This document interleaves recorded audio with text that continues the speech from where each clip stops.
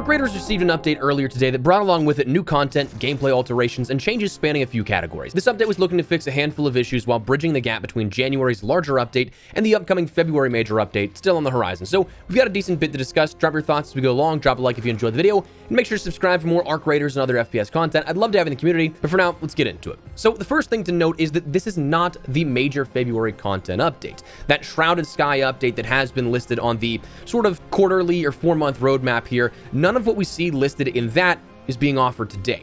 The new map condition is mentioned over their Discord as bracing a new threat in the storm, which matches up with that project icon. We don't get a new arc with this. We don't have a new player project. The event we have is just an event, not an actual designated project. No new raider deck, no map update, and no expedition window associated with that. So that stuff still on the horizon. This was always going to be more of a minor update, but something to tide players over until my guess is the 24th when we see this content roll over and transfer.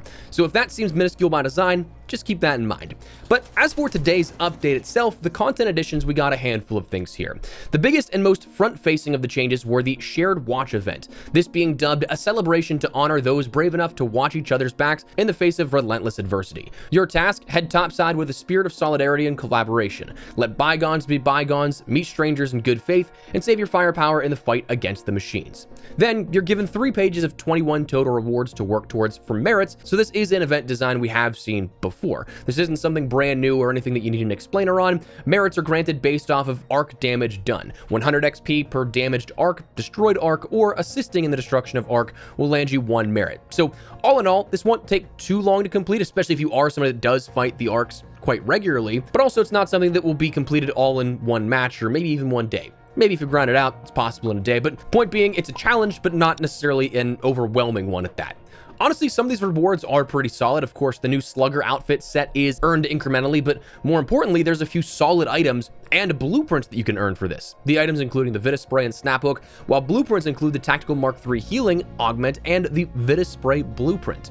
Honestly, both are pretty rare, found only in those medical style containers around various maps, but they're all in the same loot pool, so you may not have one or either of these. Personally speaking, I don't have the Vitus Spray, so I'll happily take that for simply destroying arc and progressing through this event. Looking forward to that one. Now, one big rumor with this was that it was going to be a PvE modes introduction.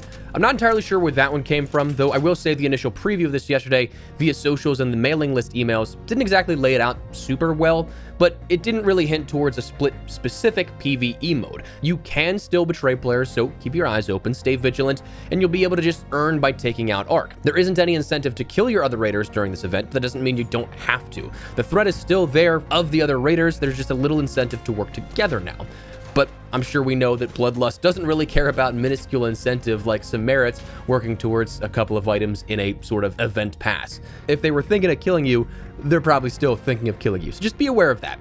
Outside of that, the other air quote major update for this mid-month update was the return of the Cold Snap event, now on a regular rotation. Reintroduced rather quickly, but at the same time, I'm a little surprised that we saw it reintroduced this quick after just a few weeks of it being away. I guess it was to sort of mark that limited time thing with a Flickering Flames event, but alas, we got the Cold Snap map condition back now if you'd like that one, on a more of a regular rotation as well, about 5 to 6 times every 12 hours if the current pace keeps up with how we've seen it immediately following this update. So this will be a nice way for additional options for 2x modifiers. Some specific blueprints you can find, like the Fireworks blueprint, was only available in the Cold Snap event, in the Flickering Flames event, so those should now be available once again for you and how you decide to jump into the game. Other than that, front-facing, we only got a new cosmetic set, the Vulpine set for 1600 Raider tokens, this being the wolf head skin that we've seen for a while now since launch, and in the marketing and background of set pieces, coming with 3 colors, some cosmetic options, and an emote. It's not terrible, but also, I haven't really found any set in the shop just yet that's maybe be like, I'm gonna buy this one and use it over that Sforza skin from the ranks. But maybe that's just me. It's available if you're interested. Other than that, it's all fixes and some balancing updates. Now, initially, this caused a little bit of a scene because the duplication glitch the last couple of days that we've seen, the last 24 to 36 hours, was not fixed with this update. However, I want to add right up front here before we get into the rest of this patch note stuff that it was amended via a hotfix after the update itself went out. So it appears this has been ironed out, even if it's not in the listed patch notes. They said over on their Discord and over on Twitter, Raiders, we have just pushed a hotfix to resolve the current duplication issue. We are still actively monitoring the situation to ensure we've covered all cases. Should you encounter other duplication issues, please raise them to us in the bug report channel. This update does not require a download. We're still investigating the full impact of the issue, and we'll be taking action based on the severity of the different cases as we complete our investigation. Thank you all for reporting the issue and for being patient with us while we work to fully resolve it. So, 2 points to mention here. Number 1, the issue should be resolved. You shouldn't find this being a thing anymore. But number 2, there could be repercussions for those that did this glitch. They didn't say to what degree, but personally speaking, I don't think that I'd put this as like a temp ban or permaban worthy offense. I think if anything, you examine the accounts of the sort of ultra offenders, the people that were just consistently doing this. My guess is most of those major offenders were probably doing it with like the duck duplication for cash. So my thinking is you could probably just erase those illegitimate gains. Or if it was a situation of someone spamming grenades in a fight or something like that with a dupe glitch and someone died, do the item return for players affected like they would if they ran into a cheater. That's what I would think you could do. But also, I mean, like if you are throwing bans out there, be something like a 24 to 48 hour. What we see for the only things we've seen for temp bans before of 30 and 60 days. That seems like a bit much for duplication glitches like that. But I mean, who knows? Personally speaking, I didn't encounter this because I've been a bit sick the last few days, so haven't really been on other than to finish up my trials last week, which was before this went mega viral, and you had it used all over Speranza the last day or two. So I have no idea the scale at which this was used or how annoying it was to go up against this outside of seeing just money glitches. So maybe I'm in the wrong on that part. I mean, who knows, but we'll see what happens. It does seem like they're still actively investigating what they should do. Other than that, again, we did see some more minor changes to the game itself. The Trailblazer grenade was something that was tuned to a semi-scaling fashion, i.e. the scaling of archetypes dictates how much damage it now does. The explosions no longer deal damage through walls, and also the Trailblazers will now deal more damage to smaller enemies, but less to bigger enemies like the Leaper and Bastion. Weapons, they fixed an inconsistent weapon cycling when bound to keys. Other than the mouse wheel, keybinds will now swap weapons reliably. You had different miscellaneous fixes. The one that I definitely noticed was they said they fixed an issue where the match start tunnel scene sometimes wasn't being shown. This was something you could do if you ended up jumping into Arc Raiders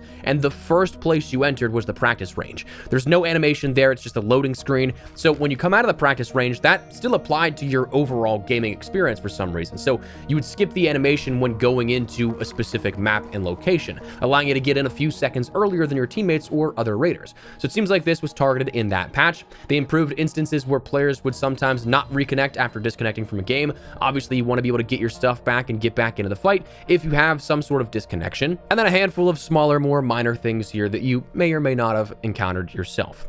So again, today's update was relatively small, but it did make some substantial changes where it was needed. The duplication glitch, one of the biggest things to see fixed here in Arc Raiders as of recently. A nice little event that is, again, something to tide players over until the next large update, which, speaking of, the Shrouded Sky update is still coming at some point this month. Again, my guess, probably the 24th. That's whenever this wraps up here, and will be overlapped with that new expedition window opening up, so granting way for more content to be coming on top of what we see here with the reset. So in my opinion, I think we'll see that here at the very end of February, around that 24th, but we'll have to wait and see. It's still all a guessing game. As we've talked about before, Arc Raiders is still so new that we don't have this like multi-year sort of pattern that we can discern exactly when content will be coming out. Like some games out there, Call of Duty, I could almost pinpoint probably when a DLC would happen within a week of margin of error, like a year from now, if you were to ask me to. Because that's something that's been so regulated for 10, 15, 20 years now at this point. But Arc Raiders is still kind of finding its own way. So we'll have to wait and see, but that's kind of what I'm expecting that. But that's the update as of today. Let me know your thoughts down below. Did you like what we see? Are you thinking it's going to tide you over well enough until the update for Shrouded Sky? Let me know. But if you guys enjoyed the video, you found it out on insightful, do me a favor, drop a like on it. Of course, if you are new to the channel, make sure you subscribe to us. A single thing running all things Arc Raiders and even more FPS content. I'd love to have you in the community. For now, though, thanks so much for watching. My name is Espresso. I'll see you later. Take care and peace.